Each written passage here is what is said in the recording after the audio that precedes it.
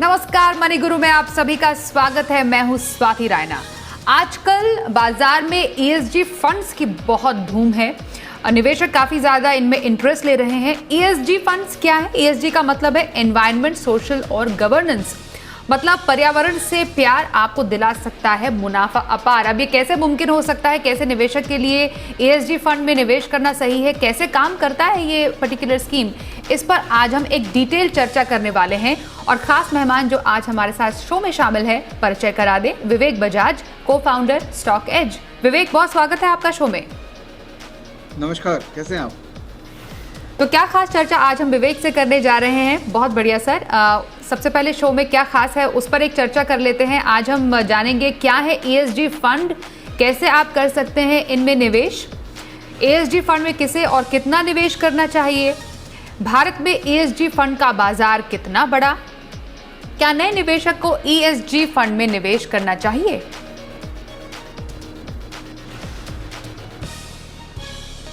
तो आज हम ईएसजी स्कीम की बारीकियों के बारे में और भी ज्यादा डिटेल में समझने जा रहे हैं विवेक आपसे। विवेक, सबसे पहले ईएसजी स्कीम काफी ज्यादा हाइप है आजकल ईएसजी स्कीम्स को लेकर। पहले आपसे बहुत ही आसान भाषा में हम समझना चाहते हैं कि ईएसजी मतलब एनवायरनमेंट, सोशल और गवर्नेंस, क्या खास है इसमें? जी देखिए, जब हम लोग फाइनेंशियल मार्केट की बात करते हैं और कंपनीज के स्टॉक प्राइस की बात करते हैं, तो आज तक हम लोगों ने उनके फाइनेंशियल परफॉर्मेंस को ही देखा है कि कंपनी मुनाफा कर रही कि नहीं कर रही है, सेल्स ग्रोथ हो रहा है कि नहीं। तो जितने भी क्वांटिटेटिव फैक्टर्स है उन पे ज़्यादा ध्यान दिया है। लेकिन अब क्या हो रहा है, जैसे ही दुनिया कॉम्प्लेक्स होती जा रही है और इस तरह से पैंडेमिक वगैरह हमारे जीवन में अब आ रहे हैं, इससे लोगों को लग रहा है कि वो कंपनियां जो कि फिनेंशियल्स के बियॉन्ड हमारा एक स्पेशल ध्यान रख रही है, उन कंपनीज को एक्चुअली में ज़्यादा सीरियसली लेना चाहिए। तो अगर आप देखो, ये तीनों फैक्टर, एनवायरनमेंट, सोशल और गवर्नेंस, ये तीनों सॉफ्ट एस्पेक्ट ऑफ कंपनी हो गई, जो कि पहले वॉलंटरी रिपोर्टिंग के रूप में हम देखा करते थे कंपनीज की। बट अब धीरे धीरे रेगुलेटर को सभी समझ में आ गया है कि ये तीनों एस्पेक्ट, जो कि एक सॉफ्ट एस्पेक्ट है, इस पे भी कंपनीज को इवेल्युएट करना बहुत ज़रूरी हो गया है। तो मुझे लगता है कि ये जो पेंडेमिक करंटली जो कोविड-19 का सिचुएशन आया है, इसके अंदर में भी ज़्यादा ये थीम प्रोमिनेंट हो रही है, बिकॉज कई ऐसी कंपनीज उभर के आई हैं जो मैक्रो लेवल पे इन सब एस्पेक्ट्स पे काम कर रही हैं और नए set of investors in companies में इन्वेस्ट करने में ज़्यादा इंटरेस्टेड हो गए। ओके। तो जैसे हम कंपनीज में देखते थे कि सीएसआर एक्टिविटीज होती थी, सोशल रिस्पॉन्सिबिलिटी ऑब्लिगेशन के तहत, वैसे ही जैसे आपने राइटली पॉइंट किया ईएसजी के बारे में, जो कि एनवायरनमेंट, सोशल और गवर्नेंस से है। अब यहाँ पर ये समझना ज़रूरी है कि अगर हम ईएसजी को देखें तो ग्लोबली तो ईएसजी लगभग $40 ट्रिलियन की इंडस्ट्री है। लेकिन अगर हम भारत की बात करें तो ईएसजी फंड की अभी अभी शुरुआत हुई है। ये एक कंपैरेटिवली नया कॉन्सेप्ट है। ग्लोबली अगर हम देखें ईएसजी को तो वहाँ पर कितना बड़ा इसका एक कह सकते हैं कि साम्राज्य फैला हुआ है, और भारत में इसको बकअप होने में या इसको फैलने में या लोगों तक पहुँचने में और कितना समय लग सकता है? ये देखिए, ग्लोबली इतना बड़ा हो गया क्योंकि वहाँ पर मल्टीपल तरह के डेटा अवेलेबल है, जिससे कंपनीज का मात्रन करना बड़ा आसान था कि पता लगता था कि कंपनी कितनी स्पेंडिंग कर रही है सोशल कॉज में, कितनी स्पेंडिंग कर रही है एनवायरनमेंट में, कितना स्पेंडिंग कर रही है एम्प्लॉय बेनिफिट के अंदर में। ये सब नंबर्स जो फाइनेंशियल रिपोर्टिंग है बाहर की, वो काफ़ी ग्रैनुलर है। इंडिया के अंदर में फाइनेंशियल रिपोर्टिंग अगर मेरी बात माने तो काफ़ी ऊपरी लेवल पे है। बहुत डीप हम लोग फाइनेंशियल रिपोर्टिंग इंडिया में करते नहीं है। तो धीरे धीरे जैसे जैसे फाइनेंशियल रिपोर्टिंग का स्टैंडर्ड इंडिया में बेटर होता जाएगा, वैसे वैसे ये कंसेप्ट भी बड़ा होता जाएगा। थोड़ा समय लगेगा बिकॉज हमारे यहाँ पर अडेप्टेबिलिटी ऑफ फाइनेंशियल रिपोर्टिंग में थोड़ा सा पेस स्लो रहता है।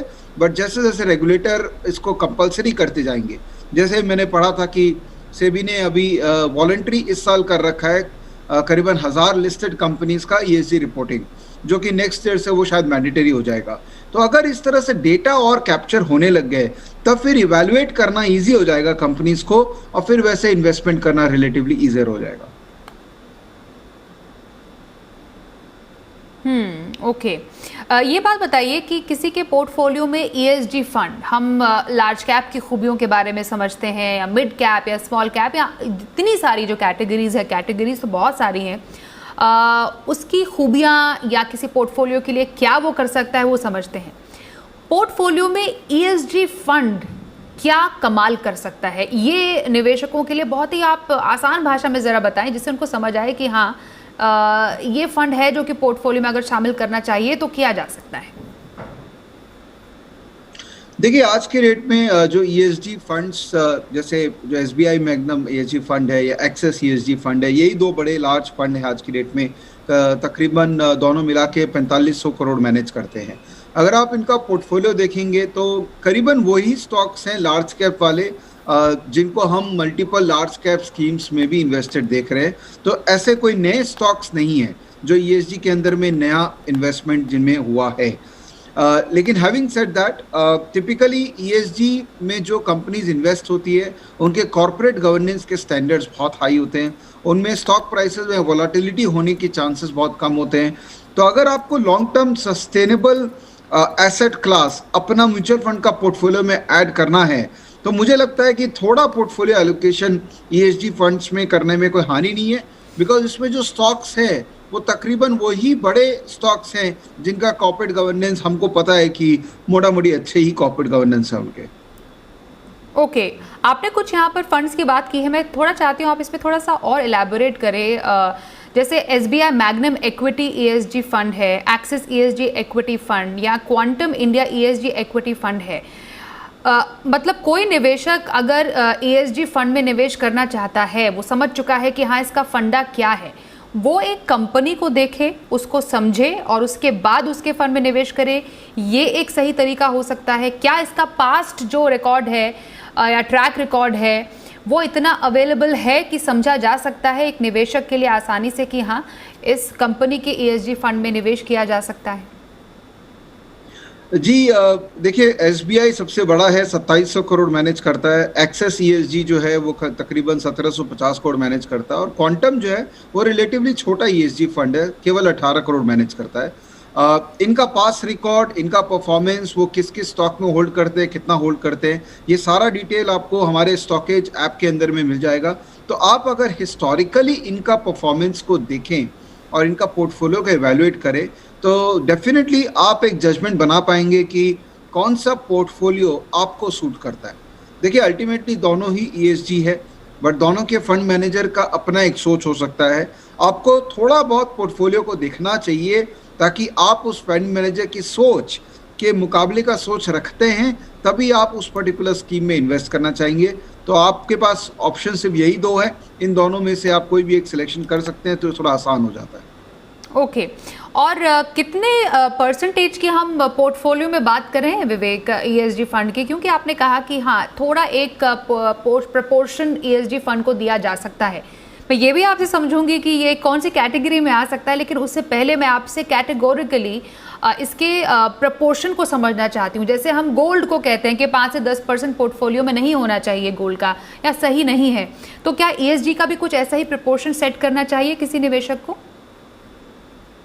जी, मेरा मानना है कि अभी ईएसजी के अंदर में कोई प्रपोर्शन डिफाइंड करने की रिक्वायरमेंट नहीं है, बिकॉज ये एक छोटा मार्केट है, ये अब ग्रो कर रहा है और भी नए फंड्स आएंगे इसके अंदर में और क्रिएटिविटी के साथ आएंगे। अभी तो ये जो फंड्स हैं इनके अंदर में multi cap, largely multi cap funds हैं जिसमें लार्ज कैप स्टॉक्स ज़्यादा हैं और मिड कैप स्टॉक्स है इसके अंदर में। तो मेरा ये एडवाइस रहेगा कि छोटा एलोकेशन आप देख सकते हैं। आप जब भी म्यूचुअल फंड का एलोकेशन की बात करते हैं तो आप कम से कम 4 से 5 फंड्स में, स्कीम्स में आप अपने आप को डाइवर्सिफाई करते हैं। तो ये ESG one of those diversification funds हो सकता है। ओके, अब सबसे इम्पॉर्टेंट, ईएसजी फंड में किसी को निवेश करना है वो किस कैटेगरी की तरफ देखे? क्या हम एक थीम बेस्ड फंड को देख रहे हैं ईएसजी के रूप में, ईएसजी स्कीम के रूप में, कि ईएसजी थीमेटिक फंड्स हैं? जी, क्लासिफिकेशन तो सेबी ने थीमेटिक फंड में उसको कर रखा है। सो इंटेंशन वही था कि ये एक स्पेशलाइज्ड थीम है और जिनको थीम बेस्ड इन्वेस्टमेंट करना है वो इसको देखें। बट अगर आप स्टॉक का पोर्टफोलियो देखें तो उसमें लार्जली आपके लार्ज कैप्स और मिड कैप स्टॉक्स का कॉम्बिनेशन है। तो डिपेंड करता है कि आप इसको किस तरह से देखना चाहेंगे। मैं पर्सनली इसको एक मल्टी कैप फंड के रूप में ही देख रहा हूँ, बिकॉज आज की रेट में मुझे कोई भी ऐसा स्टॉक नहीं दिख रहा है जिसमें यूनिक कोई ईएसजीनेस है। धीरे धीरे मुझे लगता है कि और इनोवेशंस आएंगे और नए कैटेगरी ऑफ स्टॉक्स आएंगे जो कि शायद मल्टी कैप स्कीम्स के अंदर में नहीं होंगे और ईएसजी के अंदर में ही होंगे। बट आज मैं इसको थेमेटिक कंसिडर नहीं करूंगा, लेकिन हाँ क्लासिफिकेशन वाइज ये थेमेटिक है, बट मेरे हिसाब से मैं इसको कंसिडर नहीं कर रहा हूँ, मैं इसको मल्टी कैप ही फंड कंसिडर कर रहा हूँ। ओके, तो आप कह रहे हैं कि आप इसको थीमेटिक कंसिडर नहीं करते, मल्टी कैप ही कंसिडर करते हैं। लेकिन क्योंकि सेबी ने इसको थीमेटिक कैटेगरी में रखा है, तो थीमेटिक या theme based funds bye its own nature एक पर्टिकुलर थीम को फॉलो करते हैं। तो अगर मैं सिर्फ प्योरली थीमेटिक फंड को समझूं, आप दर्शकों की समझ के लिए अगर आप हमें बताएं कि थीमेटिक फंड क्या है, वो किस तरीके के थीम्स को फॉलो करते हैं और कैसे उनको ट्रैक किया जाता है? जी, थीमेटिक फंड जैसा कि ईएसजी भी एक एग्जांपल है। थीमेटिक फंड हो गया कि जो फंड जो एक स्पेसिफिक थीम को बिलोंग करते हैं, जो एक specific activity specific investment category को बिलोंग करते हैं। जैसे मैं एग्जांपल देता हूं कि सपोज कोई फंड है जो कि सिर्फ ग्लोबल मार्केट्स में इन्वेस्ट करता है, तो वो एक थीम है ग्लोबल इन्वेस्टमेंट्स का। जैसे कोई कैटेगरी हो सकता है जो सिर्फ एमएनसीज में इन्वेस्ट करता है, तो एक थीम हो गया कि मैं सिर्फ एमएनसी स्टॉक्स में इन्वेस्ट करता हूँ। जैसे एक बहुत फेमस थीम अभी चला हुआ है वो है डिजिटल इंडिया। तो अगर कोई फंड है जो सिर्फ डिजिटल इंडिया से रिलेटेड स्टॉक्स में इन्वेस्ट करेगा तो वो थीमेटिक कैटेगरी में चला गया। तो these are all specialized scheme catering to a specific objective of investing. वैसे देखा जाए तो ये थीम भी एक स्पेसिफिक ऑब्जेक्टिव से ही मीट किया गया है और आप इसको थीमेटिक भी कंसिडर कर सकते हैं अगर आप उस थीम को समझते हैं तो। बट मेरा पर्सनल ओपिनियन ये है कि अभी ईएसजी के अंदर में ऐसे कोई यूनिक इन्वेस्टमेंट्स नहीं दिख रहे हैं कि मैं उसको थीमेटिक मानूं। मेरे लिए वो मल्टी कैप है। तो जब मैं म्यूचुअल फंड का पोर्टफोलियो एलोकेशन करता हूं तो मुझे मान के रखना पड़ेगा कि मेरे लिए ये एक मल्टी कैप इन्वेस्टमेंट प्रोडक्ट है और मैं इसको बाकी मल्टी कैप्स के साथ भी कंपेयर करूंगा। ओके, तो ये काफ़ी इंटरेस्टिंग आपने बोला कि मल्टी कैप कैटेगरी के रूप में भी ईएसजी को देखा जा सकता है, ईएसजी स्कीम को देखा जा सकता है। कुछ और चर्चा हम जारी रखेंगे, वक्त एक छोटे से ब्रेक का हो गया है। ब्रेक के बाद स्पेसिफिकली नए निवेशक के नज़रिए से समझेंगे कि ईएसजी फंड क्या है एक नए निवेशक के लिए। जारी रहेगी चर्चा, देखते रहिए मनी गुरु।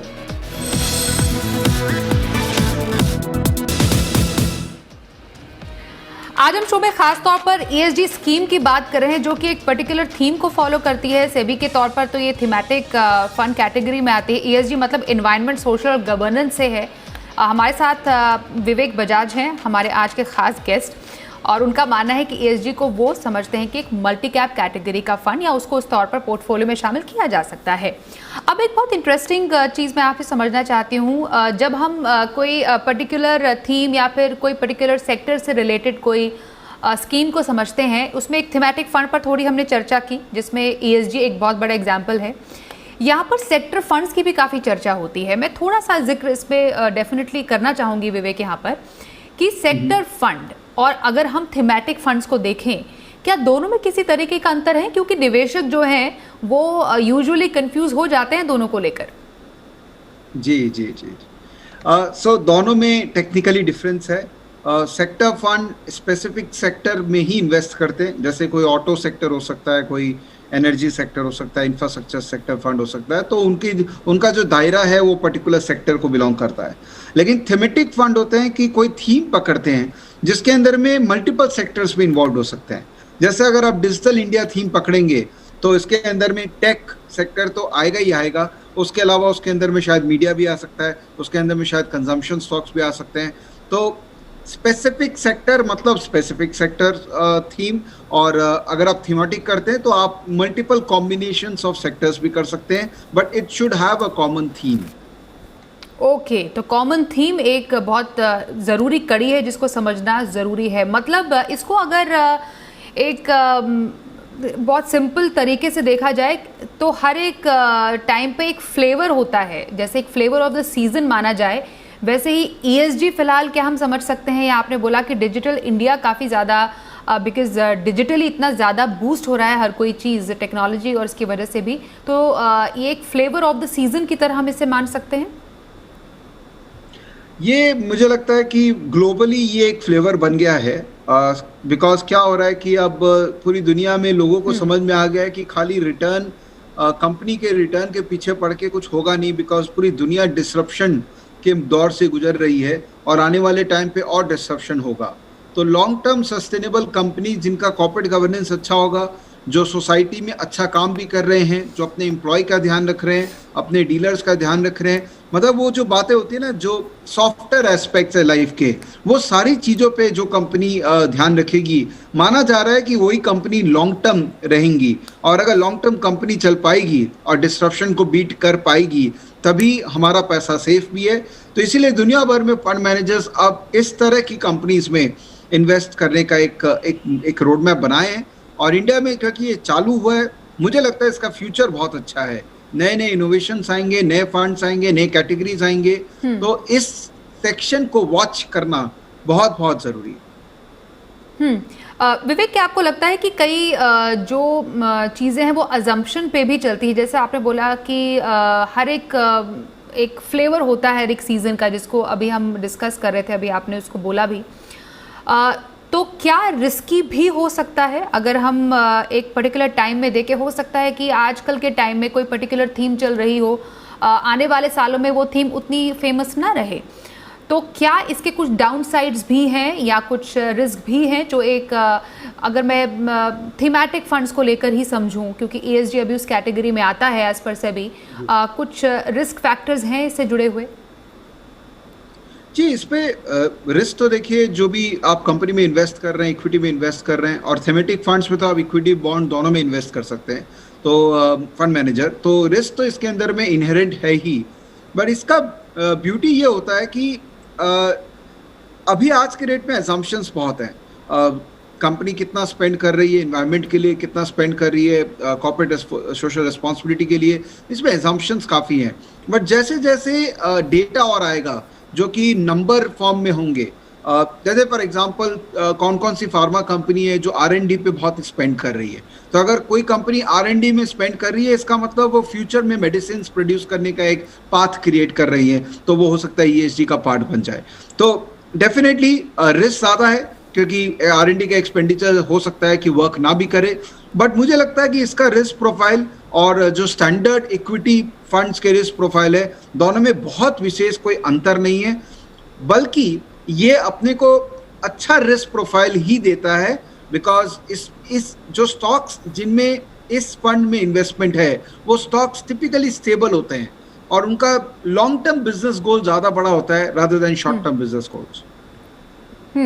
तो इसके नेचर को समझते हुए और आप जो इसको एक्सप्लेन कर रहे हैं, उससे समझ में आ रहा है कि कोई कंपनी को बहुत ही डिटेल में स्टडी करने की ज़रूरत है। अगर किसी को ESG फंड में अगर निवेश करना है, कि उसका इसमें योगदान कॉर्पोरेट रिस्पॉन्सिबिलिटी की तरफ या फिर एनवायरनमेंट की तरफ, पर्यावरण की तरफ कितना ज़्यादा है, तो ऐसे में क्या आप रेकमेंड करेंगे कि एक नया निवेशक अपने पहले ही निवेश में ESG फंड में निवेश कर दे? जैसा कि यूजुअली जो एक्सपर्ट्स कहते हैं कि शुरुआत में ही थीमेटिक फंड कैटेगरी में निवेश करना उतना एडवाइजेबल नहीं रहता है। जी, मैं भी वही बोलूँगा कि पहला फंड आपका ESG फंड नहीं होना चाहिए। पहला का फंड तो आपका large cap, mid cap fund जो होते हैं, उनको आपको देखना चाहिए, क्योंकि उनमें रिटर्न भी ज़्यादा आता है और उनमें SIP करना आई थिंक सबसे इफेक्टिव स्ट्रैटेजी है म्यूचुअल फंड के अंदर में। और ESG फंड या कोई भी थेमेटिक फंड जो है, वो आपके फॉलो ऑन फंड को ऐड करने का एक माध्यम हो सकता है। और एक और बात मैं कहना चाहूँगा स्वाति जी कि हर इन्वेस्टर को जिस जिस फंड में इन्वेस्ट करना है, एक बार उस फंड का पोर्टफोलियो ज़रूर देखना चाहिए। कौन से टॉप 10 स्टॉक्स है जो कि वो फंड होल्ड करता है, उससे आपको उस फंड का आइडिया लगता है। हमारे स्टॉकेज ऐप के अंदर में वो इन्फॉर्मेशन पूरी दी हुई है। इन्वेस्ट करने से पहले एटलीस्ट एक आइडिया लगाइए कि किस तरह के स्टॉक्स में इन्वेस्टमेंट फंड मैनेजमेंट कर रहा है। उसी के हिसाब से फिर आपका पर्सनालिटी और उनका पर्सनालिटी अगर मर्ज कर जाता है, तो वो सबसे इफेक्टिव इन्वेस्टमेंट स्ट्रैटेजी है। आप रेकमेंड करेंगे विवेक कि एक ESG फंड में निवेश एक लंबी अवधि के लिए किया जाना चाहिए? आपने बोला कि SIP एक बेहतरीन स्ट्रैटेजी होगी ESG जैसी स्कीम में निवेश करने की। क्या वो एक लंबी अवधि को देखते हुए निवेश करे? कैसे लक्ष्य को ध्यान में रखते हुए ESG जैसी स्कीम में निवेश करना, जो कि एक थीमेटिक बेस्ड फंड है, उसमें निवेश किया जाना चाहिए? जी, ESG या कोई भी थीमेटिक फंड में बहुत लंबे अवधि के लिए ही इन्वेस्ट कर सकते हैं, बिकॉज कब कौन सा थीम प्ले करेगा और उस समय उसका क्या एडवांटेज आएगा, वो आज के रेट में टाइमिंग करना बड़ा मुश्किल है। तो अगर आप किसी भी थीमेटिक फंड या किसी भी सेक्टर फंड, क्योंकि मैं थीमेटिक और सेक्टर को एक ही अगर दायरे में रखूं, एक ही थॉट प्रोसेस में रखूं, तो कौन सा सेक्टर कब चलता है पता नहीं है। एक बिजनेस साइकिल पे वो डिपेंड करता है। तो अगर आप वो नहीं करना चाहते हैं तो सिंपल डाइवर्सिफाइड इक्विटी फंड्स में जाना चाहिए। बट अगर आपके पास लंबी अवधि में पैसा डालने का स्कोप है कि आप 20 साल 25 साल तक SIP कर सकते हैं, तो फिर ये थीमेटिक और स्पेशलाइज्ड फंड्स आपके लिए बहुत अच्छे हैं। मैं एक बार फिर से शो के एंड में आपसे जानना चाहती हूँ, ऐसे कौन से ESG फंड है भारतीय बाजार के जो आपको पसंद है? जी, अभी तो दो ही बड़े फंड्स हैं, SBI मैग्नम और एक्सेस ESG। सो मैं फॉर्चुनेट हूँ कि मेरे पास बहुत ज़्यादा चॉइसेस नहीं है, तो मैं तो SBI मैग्नम में जाऊँगा, बिकॉज साइज भी उनका रीजनेबली बड़ा है, प्लस परफॉर्मेंस भी देखें तो लास्ट 5 साल का, क्योंकि इनका ट्रैक रिकॉर्ड है 5 साल का, सो लास्ट 5 साल का इनका ट्रैक रिकॉर्ड भी डिसेंट है। बहुत ग्रेट नहीं है बट डिसेंट है, कंपेरेबल है बाकी सब फंड्स कैटेगरी के मुकाबले। तो मैं तो SBI में ही जाना चाहूँगा, और अगर हो सके तो मैं SBI और एक्सेस में दोनों में ही इक्वली डिस्ट्रीब्यूट कर दूंगा। ओके, तो बहुत शुक्रिया ESG फंड के बारे में दर्शकों को बताने के लिए, उसकी बारीकियां समझाने के लिए, कौन निवेश कर सकता है और कौन से लक्ष्य के लिए या कितनी अवधि के लिए निवेश किया जाना चाहिए ESG फंड में, ये आपने अच्छे से समझाया विवेक, बहुत शुक्रिया। तो मनी गुरु में आज के लिए बस इतना ही। वक्त एक ब्रेक का हो गया है, खबरों का सिलसिला जारी रहेगा, देखते रहिए जी बिजनेस।